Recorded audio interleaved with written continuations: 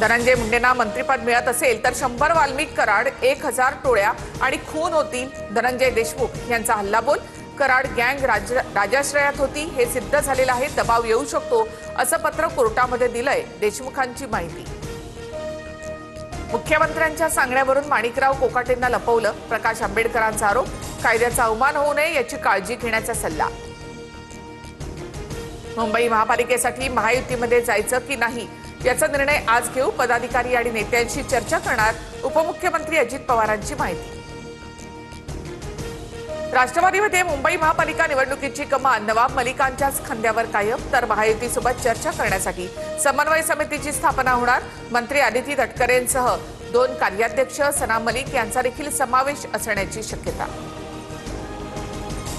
संतोष देशमुख हत्या प्रकरणी आरोपी वाल्मिक कराडची जामीन याचिका फेटाळली. औरंगाबाद खंडपीठाचा महत्त्वाचा निर्णय.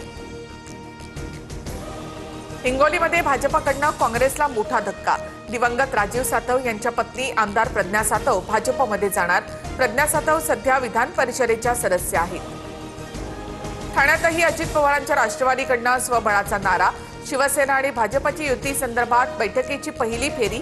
जागा वाटपावर चर्चा. ठाणे महापालिकेत युतीचा झेंडा फडकवण्यासाठी आम्ही सज्ज. नरेश मस्केंची प्रतिक्रिया.